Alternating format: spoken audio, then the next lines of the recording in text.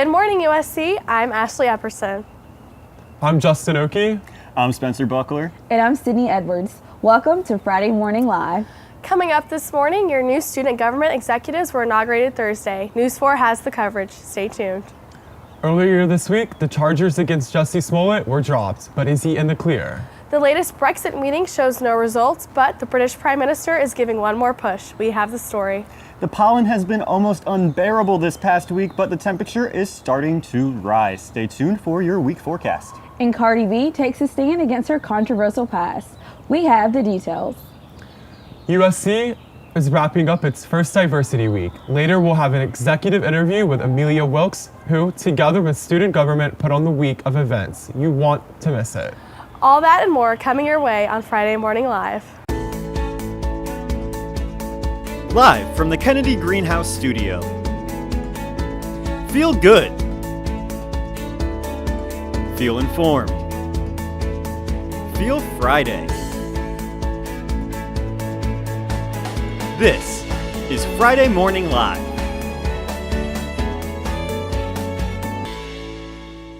Our lead story this morning, 4 new executive student government officers were inaugurated yesterday. SGTV News 4 reporter Michaela Lopez has the coverage.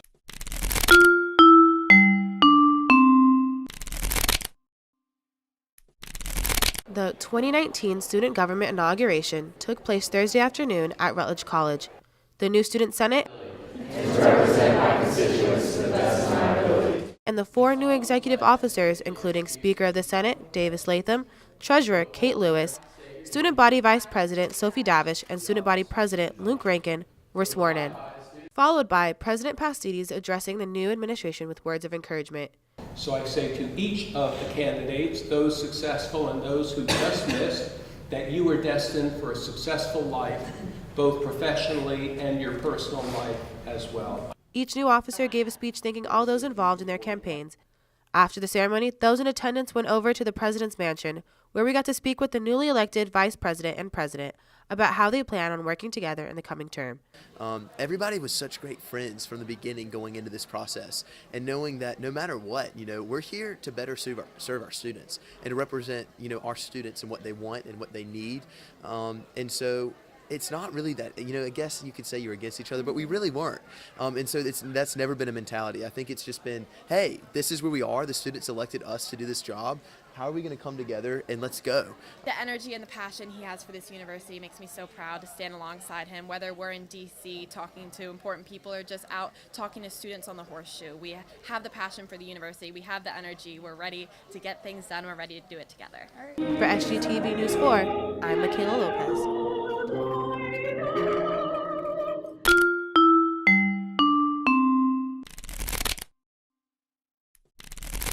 Empire actor Jussie Smollett has been cleared of charges for faking a police report, but the case is not over quite yet. The Chicago police are seeking to get $130,000 from Smollett to cover the costs of the investigation. Smollett, an African-American and publicly gay man, originally claimed to be attacked by 2 men committing a hate crime against him. Later investigations revealed that Smollett hired the men to stage the attack. Not much else has been released on why the case was dropped, but President Trump tweeted that the FBI and the DOJ would be looking into the case. In the fight for a rise of minimum wage, McDonald's has officially announced it will no longer lobby for a rise in workers' pay. The Vice President of U.S. Government Relations for the company said that going forward, McDonald's Corporation will not use their resources, including lobbyists or staff, to oppose minimum wage increase at the federal, state, or local levels. The average pay for employees working for corporate-owned McDonald's is above $10 per hour. In 2015, McDonald's raised salaries for 90,000 employees. British Prime Minister Theresa May is promising to resign in order to push through her plan for Brexit, Britain's planned exit from the European Union. British lawmakers shot down May's original plan, which she came up with after 2 years of deliberation. The defeat began to raise questions about May's strength as Prime Minister. On Wednesday, May offered to resign if lawmakers would approve of her plan for her country's exit. Voting has been going on since Tuesday, and deliberation continues today. The vote will be at 2:30 p.m. Stay tuned, because after the break, we'll give you more local news. Hello and welcome to Monday Night Mashup. Welcome to a special first edition of Carolina Calendar. This is News Wrap. All that and more coming your way on Friday Morning Live. I love News 4 because it's helped me realize what I want to do after college and my career and really gotten me close with everyone around me. Workers were inspecting the hole Tuesday and discovered the 2 by 3 foot wide tunnel. What just happened? We're in single digits up in Minneapolis and Chicago, 4-degree high for today. I love News 4 because I get to do what I love, predict the weather. I get to make my own weather models and I get to hang out with a lot of great people here. It's a really great time. It's gonna be looking pretty nice. Low 60s is your high, 60 for today. I love News 4 because it's a great professional experience. It gives me stuff for my reel, and it's such a great community. I just love coming here every single week. Looking forward to working with everybody and seeing everybody. We hope to see you again next semester, but until then, make sure to tune into our Facebook page for videos posted throughout the week. No matter what you do in news or in SGTV in general, like, you can find something for you and find something that, you know, you like and also is going to help you further your career.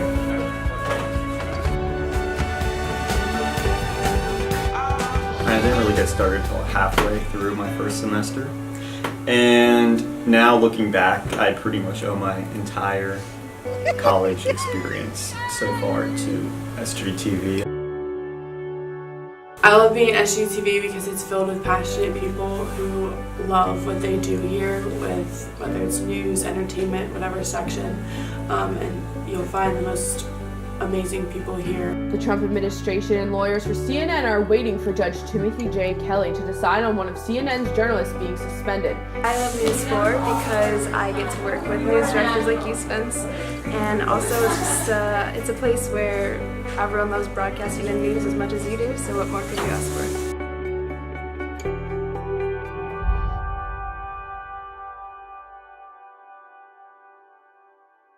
A plan to give the Carolina Panthers a tax break if they relocated to South Carolina has been stalled in the South Carolina Senate.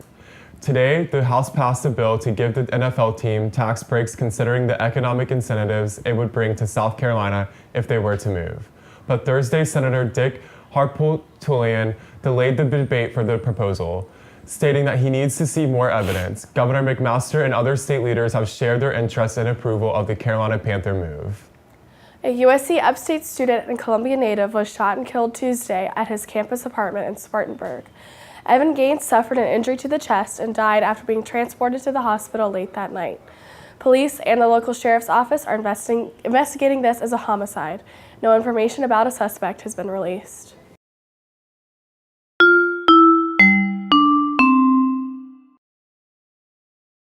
Welcome to the show, Spencer. So maybe you could offer a little bit of insight into why we're all so sniffly this week. Yeah, Ward isn't here today, so I'll try to do my best to explain it. But the reason you're feeling so sniffly, maybe your throat's feeling a little clogged up, is because of all that pollen. Let's take a look at our pollen count for today. As you can see, our tree count is very high. That's as high as it can go, actually. It's because we're seeing all those flowers blossoming on the trees. It looks beautiful, but it's really hard to breathe. And then as you can see, grass is also high, making today a very high day for pollen overall. Thankfully, hey, we have no ragweed pollen going on here in Columbia today. Let's take a look at your weather headlines for today. As you can see, pollen this weekend, and you're going to have your storms come in on Sunday. Hopefully, some of the pollen will get washed away with those storms and a rainy start to the week. We're going to be seeing rain till about Tuesday.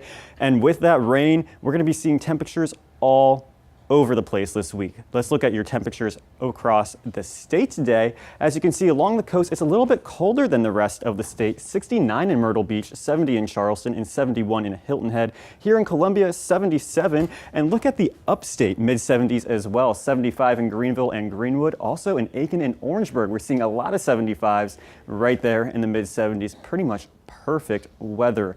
Let's take a look at your high temperatures for Columbia. We're seeing this trend. It's kind of all over the place. It starts high and goes low. We're starting with 77 today, and we're going up to 80 tomorrow if you're going to be taking some grad pictures outside. These are the days that you're going to want to do it. 71 on Sunday, and then look at this, a real dip on your Monday and Tuesday as classes start back up next week, 56 and 53 before we get back up into the 70s on Wednesday. Here's a look at your week forecast. As I said, today we're going to be 77 and sunny, and tomorrow 80 and sunny. If you're going to be outside, this is when to do it because you're going to want to be inside for these thunderstorms that are going to roll in on our Sunday. It's still going to be 71, so maybe in between the storms you can get out there, but you're not going to be out there on your Monday and Tuesday. It's going to be chilly and rainy. My least favorite type of weather, 56 on Monday, 53 on Tuesday, with lows down in the 30s between your Monday and Tuesday. Wednesday, though, it warms back up, thankfully, with a nice 70 degrees and sunny to round out that middle of the week. That's all I have for you for weather today. Ward will be back on Monday after the break. We have Sydney Edwards with your entertainment news. Stick with us. Student Gamecock Television is USC's student-ran TV station.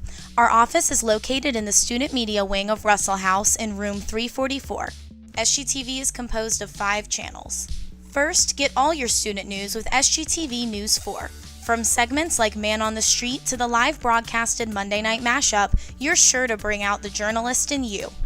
Next, cover all things USC athletics with Capital City Sports. From live club broadcasting to post-game highlights, CCS provides student journalists with interest in sports a chance to enter the field of sports journalism. Express your artistic side with SGTV's short film production crew 1080C, where you can work on short films from pre-production all the way to post-production. Talk of the Town produces the entertainment content for SGTV. They cover the latest celebrity news, interview drunk students late night in 5 Points, and rant about fun topics. Lastly, have a laugh with SGTV's live sketch show, Carolina Tonight, where sketches as well as digital shorts are all written and performed by the hilarious student cast. Regardless of what your personal taste is, there's something for you in SGTV. Learn and network with other students that have an interest in media here at SGTV.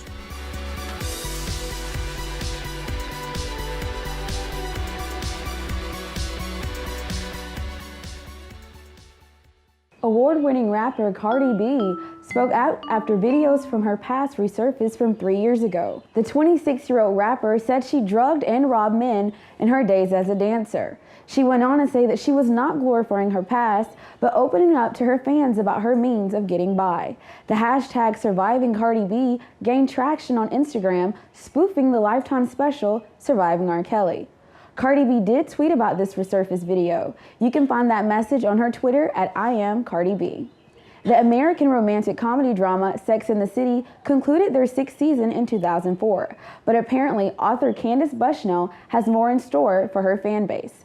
Bushnell's new movie entitled Is There Still Sex in the City comes out in August and has recently been picked up by Paramount Television. The series will continue to follow the lives of the women in New York City. However, the women will be portrayed in their 50s and 60s. Though the deal has been confirmed, there is no answer to when the filming will begin, and none of the original Sex and the City members have made any comments.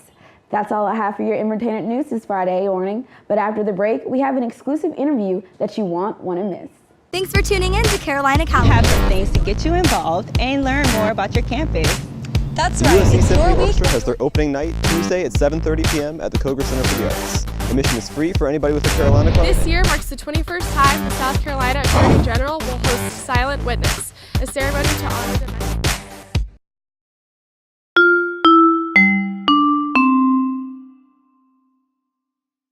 Welcome back to Friday Morning Live. I'm joined by Amelia Wilkes, one of the students who spearheaded this week's Diversity Week here at USC. Amelia, welcome, and thank you for being on the show. Thank you for having me. So why don't you start off a little bit and tell me how Diversity Week came to be? Me and Lyric Flinton actually began discussing Diversity Week right after last fall semester. So as soon as we got back to campus second semester, we kind of hit the ground running, figured out who we needed to talk to, went and talked to Dr. John Dozier, our Chief Diversity Officer, and kind of put together a small team to kind of see what we can do to make this happen before the school year was over. Okay. What values does Diversity Week promote? It honestly allows students to kind of see the resources. A lot of people don't know who the Chief Diversity Officer is or their diversity teams within their colleges. So Monday's night's event allowed students to see who they can go to if they ever experience an incident, like what the schools are doing to promote inclusion and equity within their majors and colleges, as well as just kind of make it more visible to the student body who may not already see where cultural programming is taking place on campus. Sounds very useful. So how can we as students continue to encourage inclusion on campus? Just being aware of making sure everyone's voice is heard. It's very difficult being someone of a minority population or someone of the LGBTQ population, feeling like their voice is valued in like such a large university. So it's super important to be aware of everyone's identity and be respectful of their beliefs and cultures. So is Diversity Week going to become an annual thing? That would be my hope, to have it next year. Like I was super excited that we were able to plan its inaugural year, and I really hope that like it continues on in the past, because that would just mean the world to me and everyone else that was involved. What do you hope to see for the future for USC in regards to diversity? In regards of diversity, I hope that the University of South Carolina's population becomes a reflection of South Carolina's demographic as a whole. And I hope that translates to the Board of Trustees, not even just being people of color sitting on the Board of Trustees, but also allowing more women to be a voice on the Board of Trustees as well. I just feel like each identity should be reflected, especially when they're representing the student body. Well, thank you very much for being on this morning. We appreciate you. Thank you. Thank you all for tuning in to Friday Morning Live. Make sure to follow us on Twitter at SGTV News 4. Don't forget to catch Monday Night Mashup right here on our Facebook page, Monday at 8 p.m. for more breaking news, sports, and weather. And make sure to tune in to Friday Morning Live every week at 9 a.m. live on our Facebook page. Have a good weekend, Carolina. Forever to thee.